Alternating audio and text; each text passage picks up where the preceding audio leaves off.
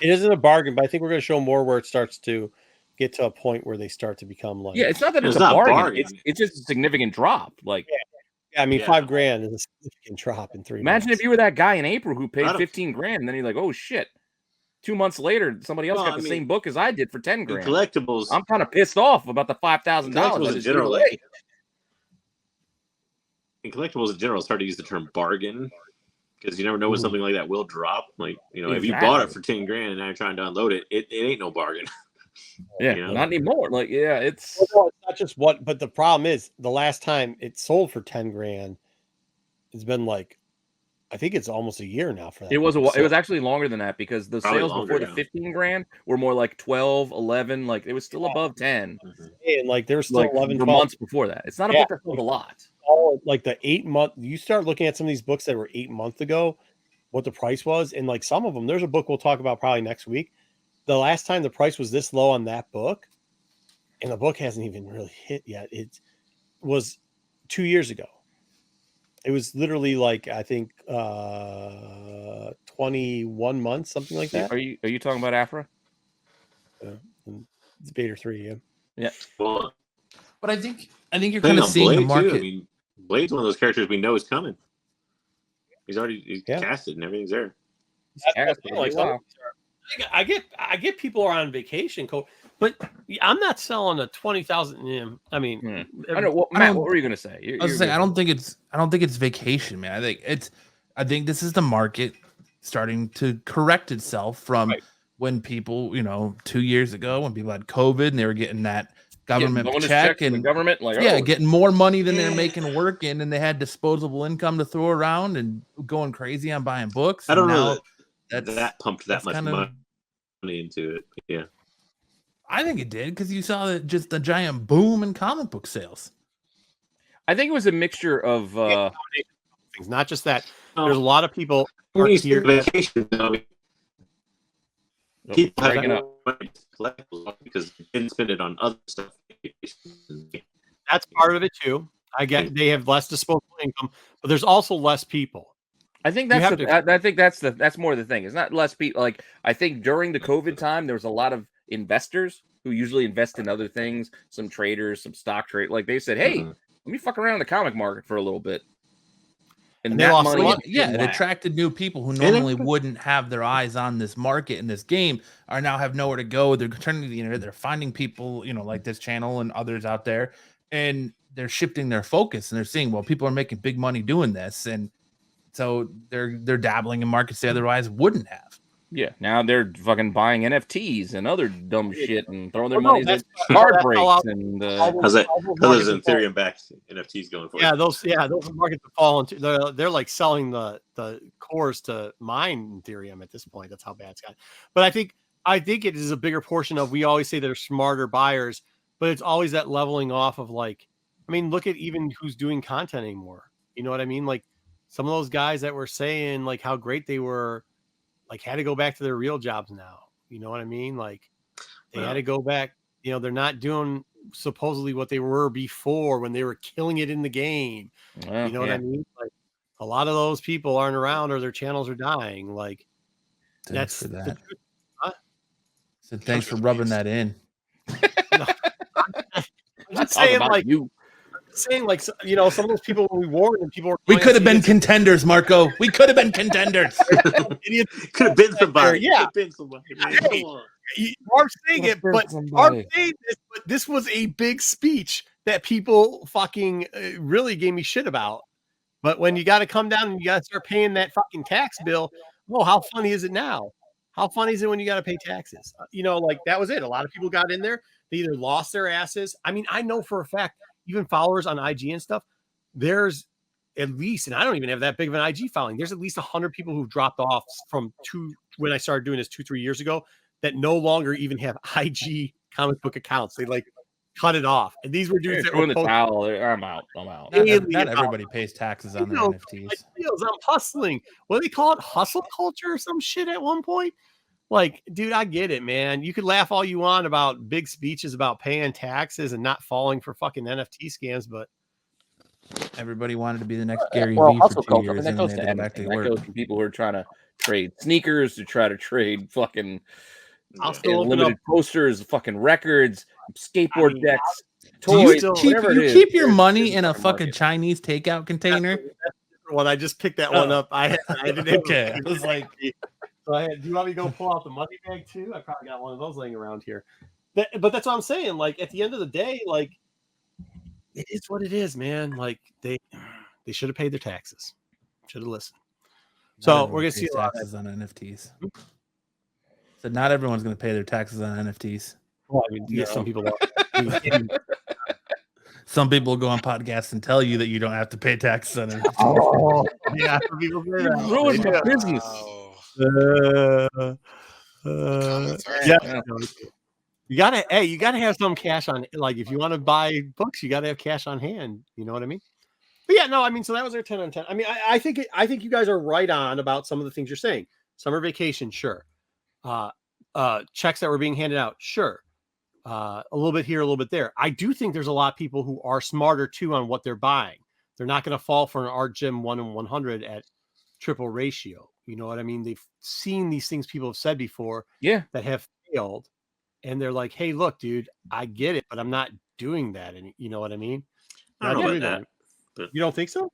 No, well, maybe in some cases, but look at the hotel book, for example. Like, you know, again, Indian option investments are not a great idea, but that it's not a great idea, but people can play because it's not that much money. I understand, but JJ, there was a point where go back and look about a year ago, or go look 8 months ago. There were indie option books that were still staying strong for 3 to 4 months, not 3 to 4 days. But I think those are minority. Right. They are, but I think it's because people can still play. They can say, I can buy this for $10, $15. Like it's but my point is like why do those books even still spike at all when we know what happens? They always have FOMO. People can't control themselves. They always have. Yeah, they always have. People can't control it. It's the same thing. That's fucking Wonder Man. Those Wonder Man ones from the 90s. There's no reason to buy that book. It's not his first appearance. It's not his first solo series. But then doesn't that prove the point that people are falling for the same things? But they're falling for the power of the almighty dollar. They do. There's a cap. They hit a ceiling where they go, you know what? I'll throw away $10, $20 because who gives a shit? It's $10, $20. A value meal will cost you fucking $12 now these days. Like if you want to go buy a fucking lunch. Yeah. So who cares? Like they'll throw that away just, a lot different just because they can say they have one and not really worry about it too much. Then there's a point where they go, no, I'm not paying $30 for that. Fuck that. And then price starts dropping. You see it in the shops every week. The guy walking in, you've never seen there before, key collector open on his phone, going, oh shit, this was just option, and picking it up, and you're just sitting there shaking your head as you walk off. Like it's the power of the almighty dollar. The minute someone hears option, they're like, oh, this is the next AS15. This is the next Walking Dead #1. This is the next big thing. I got it right here. Yeah. I'm going to sell it for hundreds of dollars, and you sell it for less than they priceless in 2 years. Yeah. Like Matt said, they run into that store. They're asking the store, hey, you got 8 billion genies? Yeah, let me go. It should be back there. They look, oh, there's one copy #1. There's a pretty bad fucking crease on it, but I'm going to buy it anyway because it's just cover. I'm going to buy, he's got like 3 issues of #2 and like 3 issues of #3. I'm going to buy all of them. And like, I'm going to sell that shit, and you buy all that shit.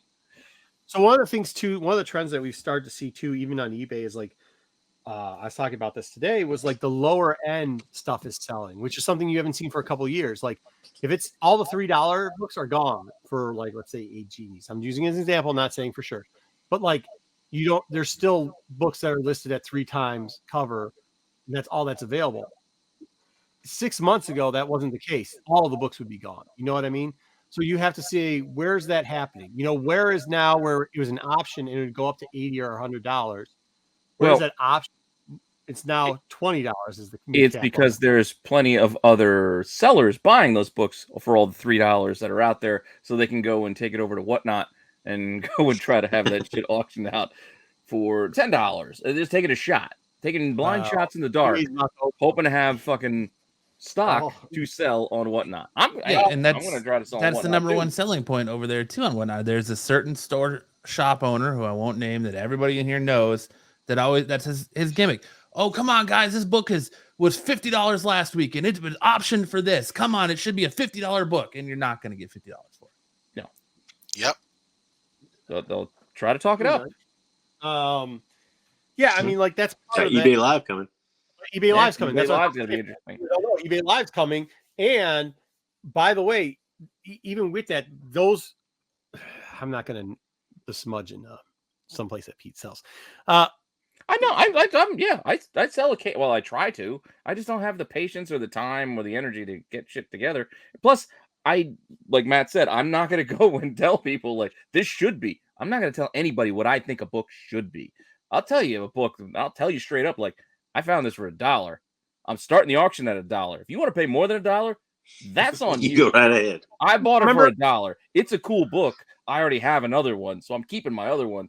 This one is. Yeah, that's the funny thing about all Pete sells. He's like, I have like 3 of these. Yeah. But even with that, Pete, remember a couple of years, because we've had TAC now. TAC's over a year old. It's a year, a couple months. When we were doing TAC originally, we were showing books, and we were like, we got this for $1. People would yell at us and then send us private messages that we were bleeping lying, and we're like, no, we would never pay more than $1. If you look, things are there. Yeah. I'm not going to say everybody can find it in their place for that. You got to know what to look for. Like, I may find this, you may find that. Like, you may find something else I'll never find for $1 because your market is different than mine. Yeah, and I think people now are finding, like, they are also out finding stuff cheaper, and they're figuring out, like, we don't have to spend whatever eBay will allow. You know what I mean? Yeah. But let me ask you this, in an honest opinion, how much of that is homie hookup? Because I know there's shops I go to where the store owner knows me and I shop there frequently, and I get the homie hookup where I might get something versus $1, but Dollar Wizard magazine, baby. I don't get shit. But I don't try to. I don't talk to people. No, I don't either. Try to be like a fucking ghost. I just sneak in and just like. There's some shops like I can walk in, like Samurai. I can walk in if it's something $5. If it's like the back usher bin, it's marked for $6. Oh, you can have it for $1. Like it's just things like that. I don't haggle. I don't try to haggle. I just go, this is the price. I'm either gonna pay it or I'm not. And I'm in and I'm out. I love to bargain, but nobody bargains. I'm not gonna lie and act like some of the stuff I get is like not. I mean, come on. But I'm honest about it when I, like, you know, I mean, I know all the dealers. So, there's dealers. You know what I mean? But I also, when I go on the road, I come back with stuff all the time. I usually don't put it out here on the shows, but in the Hangouts, guys see it all the time. And it's like, I'm not getting a hookup there.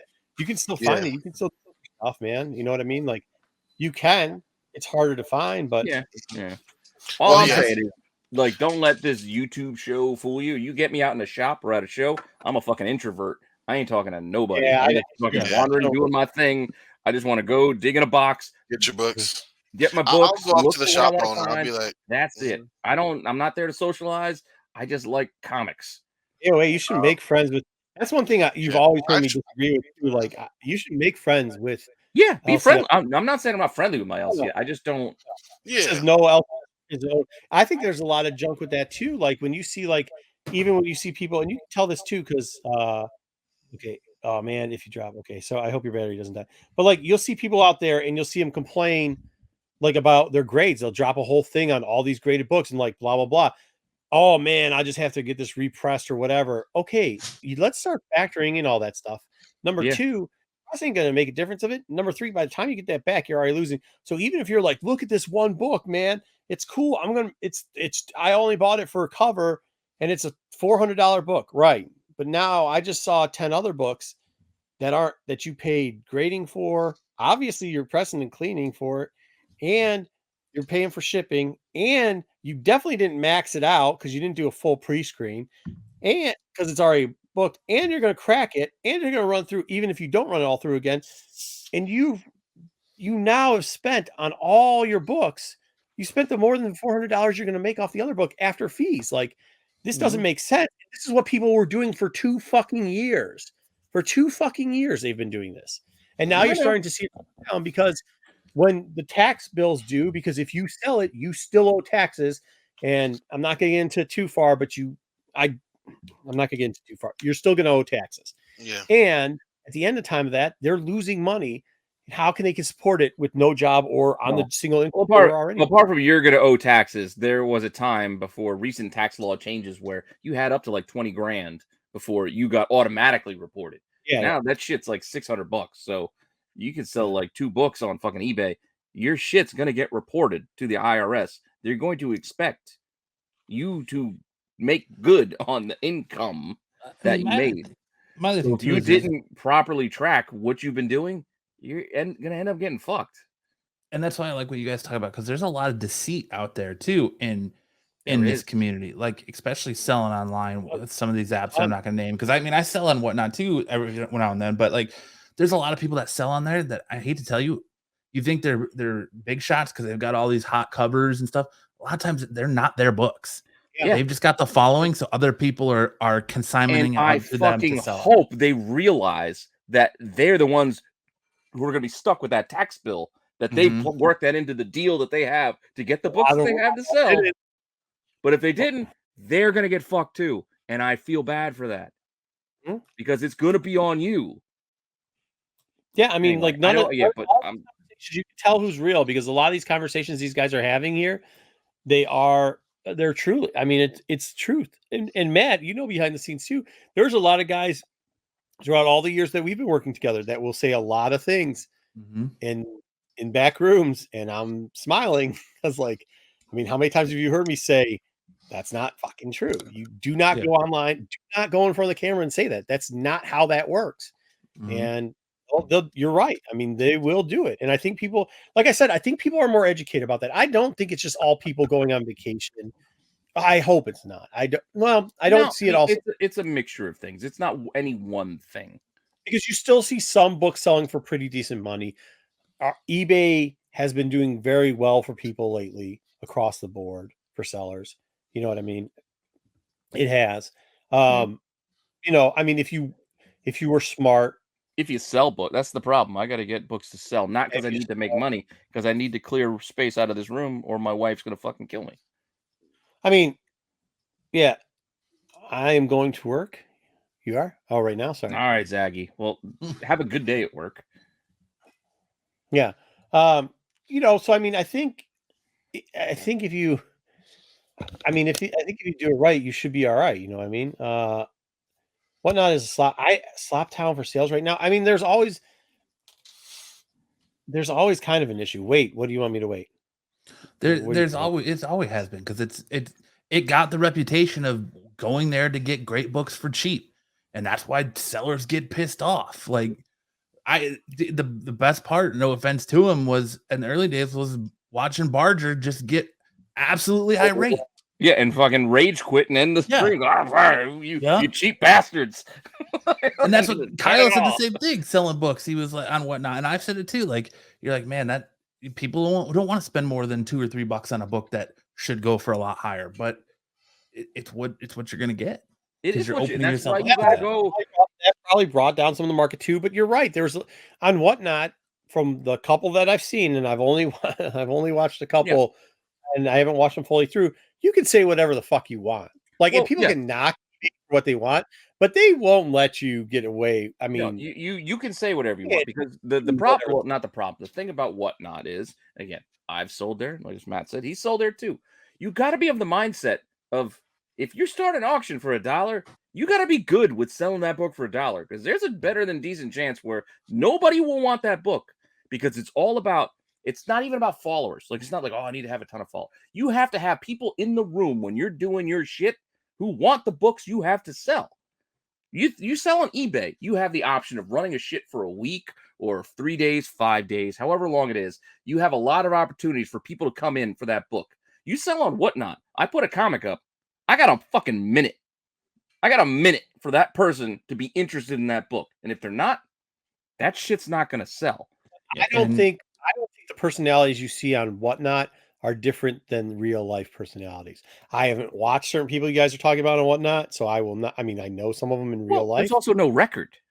Yeah, keep that in mind as well. That's what I'm also trying to say, because something that he said here, Zaggy said, I know for a fact there's 3 dudes that I was keeping tabs on, not personally, but I was saying, hey, watch these guys for me, tell them how it works out, and all 3 of them no longer buy or sell books. Did you know you can record now as a buyer? Yeah, they just added that feature. You can record a stream. I don't know. So what does that mean? Like to a cloud. Well, I mean, like you can record. It's the sale. Well, now you can have some evidence you show. I mean, unless somebody screenshot shit, you wouldn't see like, hey, I got this book for fucking $20. Like, no, who's gonna go through? I know who's gonna go through and double check that. It's more for like card breaks and that type of stuff. Just to like, so like if your box is up, you want to know like nobody does like some shady crap when they're breaking the thing, and you can record it. There was one book, and I'm not going to mention what it was. And so for those that don't know, there was a long time ago, and obviously people are going to be like, what are you talking about? It's crazy. But there was this guy who was trying to prove that the market was corrupt and that you could do certain things on eBay to make your books raise in value, and it would change the whole marketplace before you reported. And he did it with Hulk 181, and he kept reselling the same book, and he documented it all. And then he released it on Facebook and was like, listen, this book is overinflated, and this is what I did. By the way, here's the proof. Okay.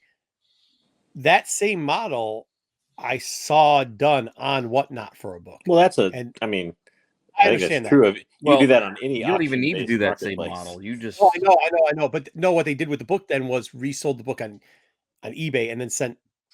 Yes, I know. No, I know what you're saying. All I'm saying with Whatnot, it's even shadier because if you're not quick, you get caught up in the listening to somebody selling you a book.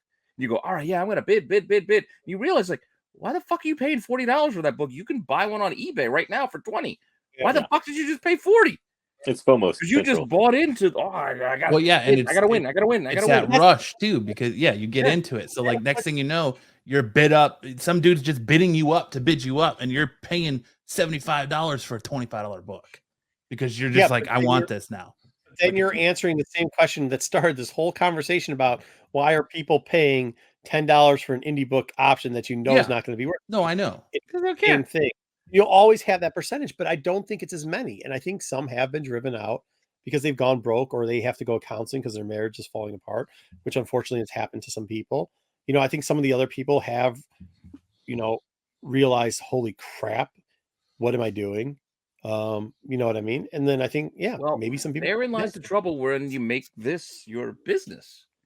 Like, I buy comics because I fucking love comics. Yeah. I don't get to read them as much as I'd like to read them, but I just like this hobby. If I were to burn every fucking book that I own, my life would go on because I have a real job, and that is where my livelihood comes. Before long, your wife might make you know. My wife would probably be happy. She's like, "Oh shit, all those comics are gone." I mean, yeah, I'd be a little pissed off, but ultimately, you know what? I'd probably buy all this shit again because that's just who I am, and that's just what I have done. There's a number of books I bought over again that somehow they got lost when I gave up comics after college. I'm like, fuck comics, about comic books. I'm 24 years old. I don't need this stupid comic books. And then they just give them away, or they could tell my dad, you can get rid of them. I don't care. And then I had to go buy my New Mutants 98 again. I had to go buy a New Mutants 87 again. And I had to pay up for that. But it was my money. I did what I wanted because I wanted it. Because it was for me. I mean, I think we're in different places because, like comics pay for a lot of extracurriculars for me. Let's put it that way. And the one thing that I think when we see some of these falling in some of these quote unquote blue chip books or what could have been considered the course correction is it did seem that some people, even people who would stick to like taking the Wednesday Warrior or the Quick Flip and taking that money and moving it into keys, and then like they did start overpaying, like because you were taking dummy money and putting it in there. But eventually they started going back and buying shit to supply, and there wasn't enough people to sell the dumb shit at too anymore. And I'm not saying anything. There's a lot of things out there like exclusives that I'm not fond of, and well, you don't have to not be fond of exclusives. I mean, I've said it before here on this channel plenty of times. If you're going to buy an exclusive, like an exclusive store exclusive comic, I know we don't talk about them a lot. Buy it because you want it for your collection. That's the only reason to buy a store exclusive. If you expect that book to go up, you're gonna end up getting fucked. There's just no way, two ways around it. Like you aren't the owner of that book. The owner of that book's gonna make the most that they possibly can. So just because you have 1 or 2 copies, how much do you think you're possibly gonna be able to make on but you saw people exclusive? I don't care how limited it is. But Pete, you saw people, instead of committing their money towards key books like key silver and gold age books, you saw them then redivesting that money to invest in like exclusives with people. And when you're in your 4th or 5th one, like maybe the ROI isn't what it was on number 1, which it never is. So like you have to think some of the money there. But for the people who are running the store exclusives, they'll still be all right. All I'm saying is, as a buyer of the market, just don't get caught up in that. Oh shit, it's sold out. All right, it's sold out. No, but I'm saying like why some of the money, like why you're seeing like 5,000, 6,000, and like you're seeing $8,000 drops in actual keys, not what Whatnot calls a key, but like actual keys of characters that we see that are coming to fruition. They're being called like Blade's coming, and you're seeing a 5,000K drop. Afra's come. We don't know if Afra's coming or not, but more likely she's doing other things. And you're seeing that book cut down to 2019 levels, 2020 levels, all-time lows. You know what I mean? Like when you see that type of stuff, there used to be like I think it is a correction, like Matt said, but I think part of it was because the money that would have kept that up and kept it going, you see some of those people had made, they got greedy too, and they tried to make more of the quick flip, and it used to just be like, hey, we'll get a couple books and whatever else and go with it. I mean, I'm not going to get all into it. It's getting I know you're not going to get it all, but the point is that a lot of those books, even though those characters are coming, even with the Blade, we hit points over the last 2 years where books increased in value like tenfold, just out of nowhere. Whether it be because they got money from the government, wherever they got the extra money, their fucking commute costs are down, their expenses aren't what they used to be, they have extra money on hand. Books went up way more quickly than they normally would have done through inflation or just the general process of how books get hot. And part of it's supply and demand. It eventually is going to correct itself because you're right. There's no more room. Like, how much more room could you have on that Blade book? Right, I agree, but like when it's like Blade, is it 10 months and there was multiple books, there might have been like 20 in the same grade that sold. I mean, like that's not. Well, no, that's the thing. There aren't 20. There's like half a dozen, so there's not a lot. And when you wait when you wait for the next one sells for 11, one sells for 12, one sells for 15, one sells for 10. Like you're going to be at the mercy of the market at the time if you're buying or selling. 12 going up 12 and then dropping from that point to 5,000, which is 1/3. You're losing 1/3. That's a enormous drop. That is a drop for the person who paid back in April for that book. They're like, shit. But the drop isn't really, that doesn't mean much though. In the sense that come tomorrow, that book's coming to market again, like another 9.6. You don't know what it's going to sell for. It could fucking sell for 14 for whatever reason. Because you're seeing across the board. I'd almost agree with you, but you're seeing across the board that we're not. It's like 1/3 drop and half drops.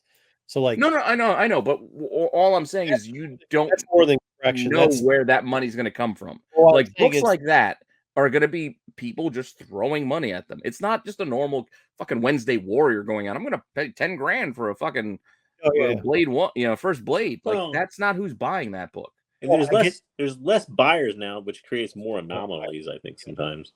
I think there's less buyers and there's more stock of bullshit that people reverted their the money into.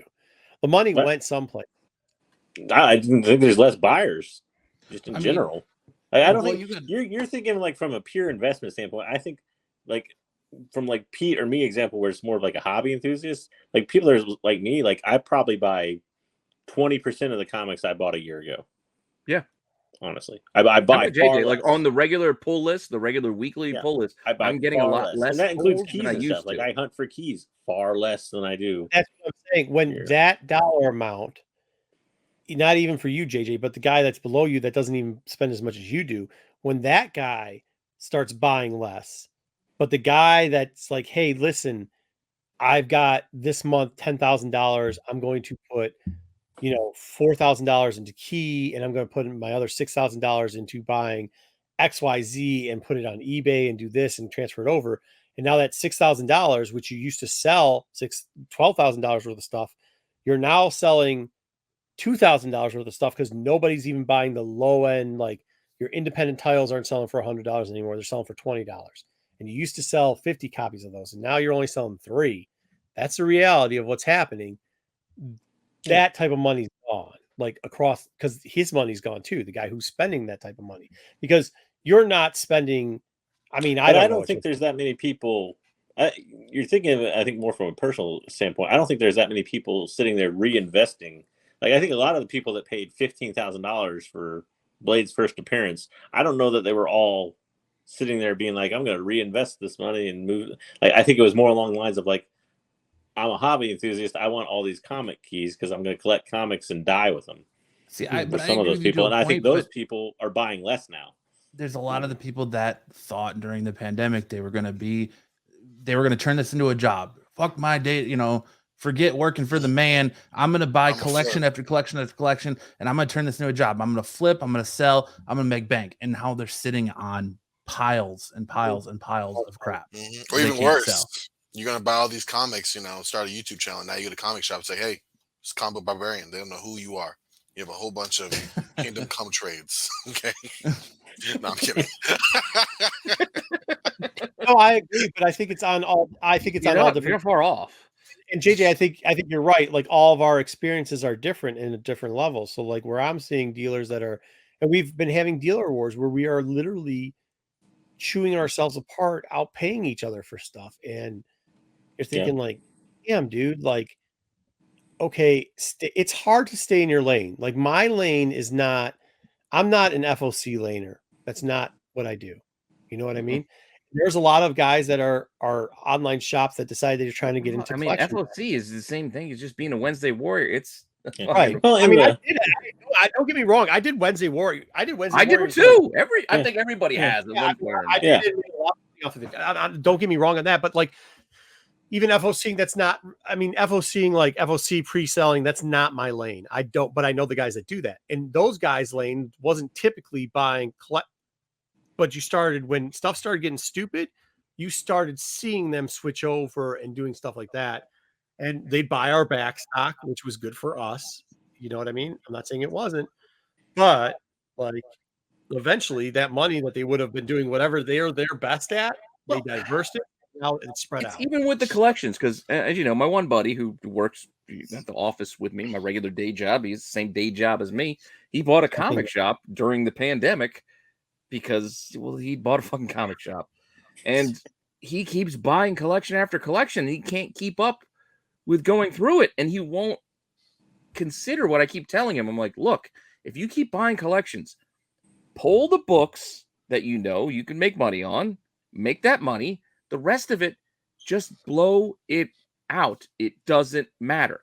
Who cares if it's a $5 book, a $10 book? Sell it for $1. You'll do better in the long run by having more people come to your store to buy dollar books if they can find $10 books, and you know what I mean. So otherwise, you're sitting if they can find actual product. You're not going to make money if you try to stretch that guy out and try to get $5-10 for some shitty book nobody wants. They'll buy it for $1 because they think it's worth 10, but they're not going to give you 10. The app tells, like, that's why we're in, like, I try to tell our people, like, don't go by the app, but like I love, like, I remember when people were like, oh well, people come up to my booth and look at the app and I already have a price for that, so ha ha ha ha. And I'm like, my shit ain't priced compared like the app. I actually hope I'm under the app, because if they see my book under the app, I'm selling it, and you can guarantee sure shit I don't pay. Well, the app, I don't even know where the fuck those prices come from. They're just prices pulled out of the sky. I don't know where they come from. Like, what? And mid low, like low mid high, like what's a mid low high? What the hell is a low? Joe, who's gonna buy a low grade modern book?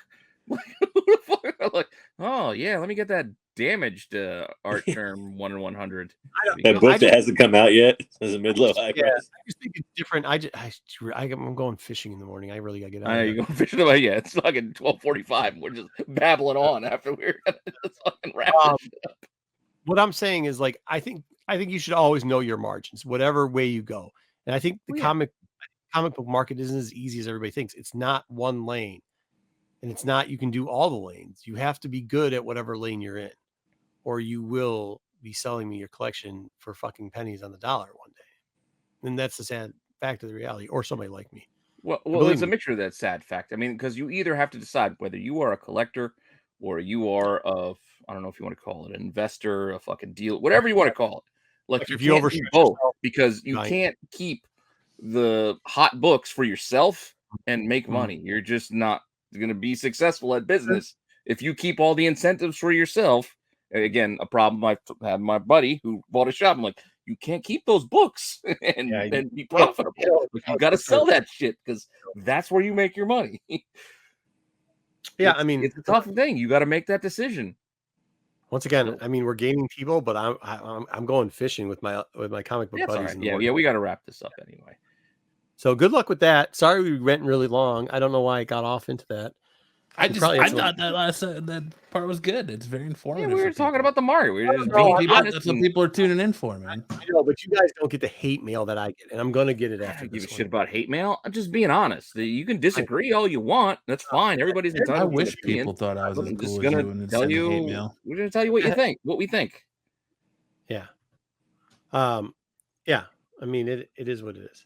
I mean, I can sit here and try to shine you on, try to convince you to buy some dumbass book because I got it up on my fucking eBay store and try to convince you to go fucking buy that shit, or tell you I got my whatnot coming up this Saturday and I'm not gonna do it because, well, I'm just not that guy. Yes, the boys here. This is not a conversation that has started today. This is a conversation I've been talking about for months. For a while. As the market turns, sounds like a soap opera. Yeah. That is kind of what you have to worry about. And by the way, I'm also more conservative than other people too. So I'm not saying doing it my way is the right way. I'm just saying it's the right way for me and my buddy and a couple other people, and like that's it. But yeah, I mean, good luck. I want a healthy market, just like everybody's always like, "Oh, he's negative about everything." No. I hope every show does the best, and because it helps the market out. But it does. Yeah, I'm also very realistic because I'm vested. So. Like you cannot have rosy colored glasses on when you're vested. Like if you're a collector, you can have all the fucking rose you want on there. But when you're vested, you cannot have that on there, dude. You have to see it for what it is. He does hate the market. I think that's right. If you're getting into this hobby because you love it and you want to collect and that's what you're gonna do, awesome. If you're getting in this hobby to try and strike it rich and get the next big thing and put your kids through college and all that, the likelihood of that happening and you grabbing a book that's going to hit like that is slim to none. But see, that's what I'm saying is I think the collectors have disappeared too. Ask everybody who's been in this for more than 10 years. Ask us how our knees, our hips, our backs, our arms are doing. Because I guarantee you, like I know them, ain't a lot of them doing well, dude. Like none of us are doing that great. Yeah, we're not going to do that well. Also, I mean, our bodies. One thing I will say before I know we're going to sign off and we're going to get out of here pretty soon because it's fucking late is Great Lake. Not for me, boys. As much as you want to learn, and again, everybody here wants to teach you. We want to tell you what we can about this market, about this industry. As much as you want to learn, don't just follow what somebody else tells you to do because most likely they're trying to fuck you. Yeah. I mean, you watch most of the shows that I put on this channel. I'm telling you to look for shit. I'm giving you what the market price is. I'm telling you how much shit sells for. Yeah. It's up to you to decide when you hit your shop what the price is. You make the decision for yourself. I'm not going to tell you anything's the best thing since sliced bread. Go buy this book because, well, I'm trying to sell it to you because one, that's shitty. Two, that doesn't help anybody. And three, who the fuck is going to watch that? There's people. So just be aware of who you are listening to.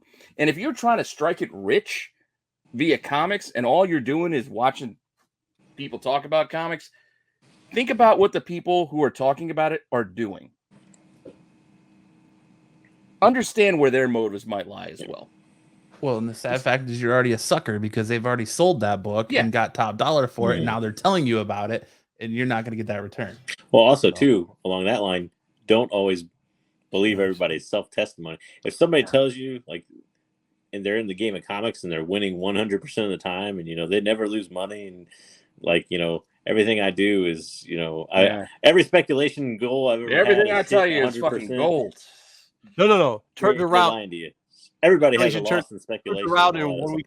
Oh, dude, the fucking one that bites. Well, I always talk about the ones where I sold too cheap or stuff, but the one that always bites me still, I was talking about this today, was there was a Jim Lee 1-in-1. I still have this piece of shit. I should just give it to fucking Corbin at this point. 1-in-100 Joker sketch. It's Jim Lee. No. What do you got there? Yeah, it's the 1-in-100 Joker, right? Same year that Thrawn, the Matina came out. Mm-hmm. I had one book left that I could submit to on-site grading because it's 50 max. And I was like, I'm going to submit both 9.8s. Easy. Especially on-site, they were 9.8s.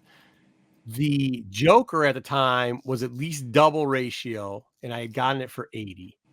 The Matina I had gotten for, I think, $20.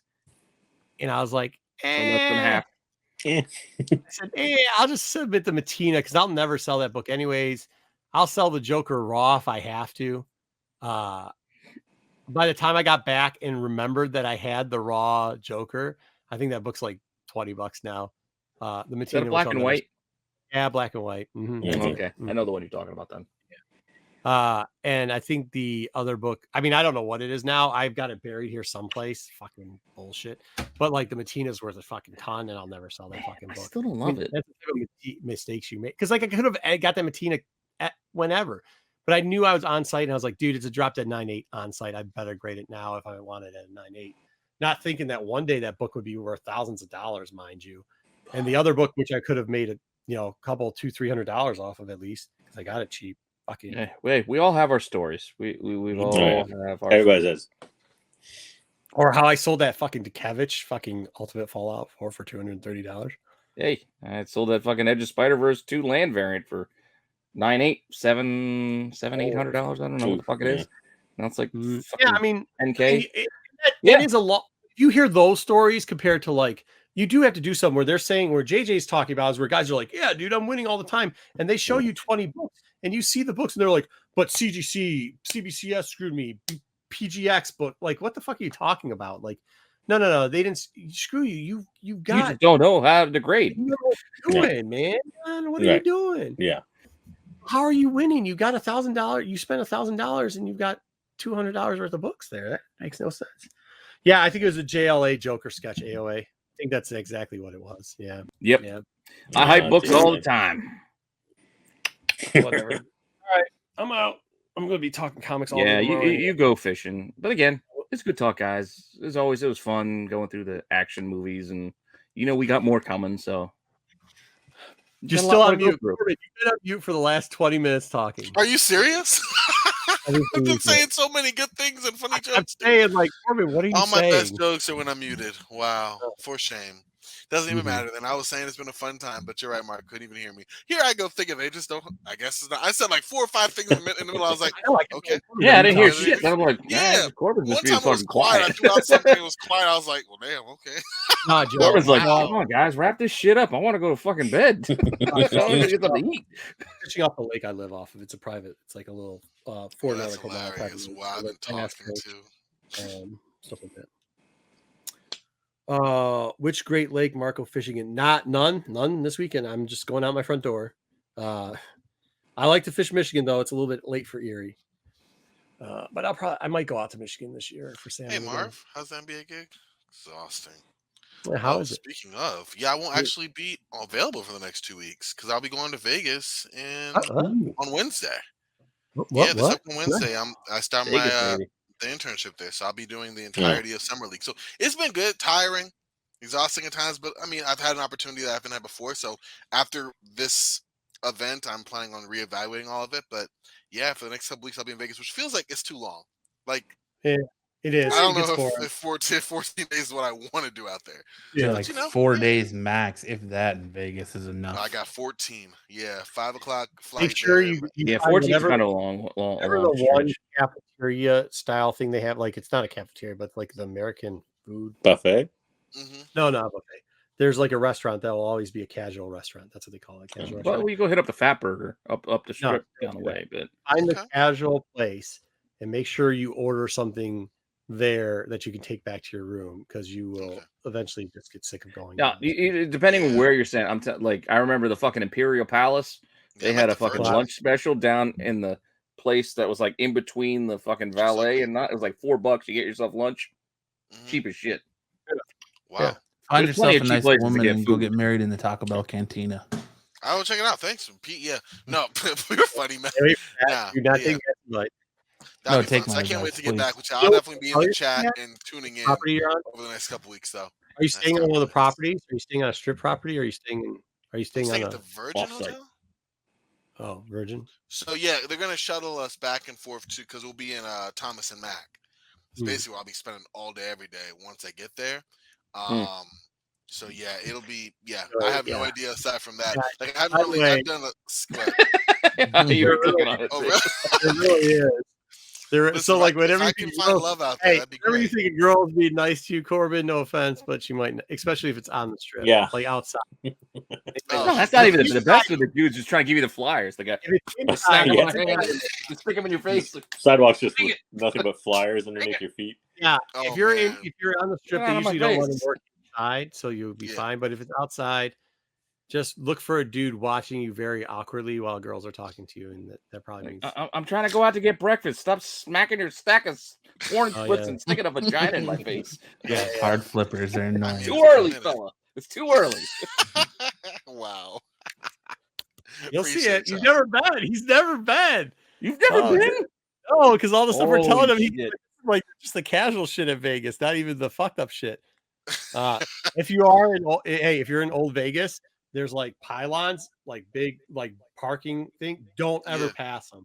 Don't ever pass them. Don't even go like 5 feet to them. Just Also, don't ride with anybody out to a ranch out in the desert. Don't gonna catch me. I'm like, no, that's not gonna happen. No. The one priority I have is making sure I see Thor out there, because I think the day I go out, it gets out there, and I know nobody out there. But like, I'm gonna try. I'll tell you this: don't fall for IMAX. The Vegas IMAX screen ain't an IMAX screen. You're in a fucking like a little cafeteria room. I saw Batman Begins out in Vegas. I'm like, IMAX?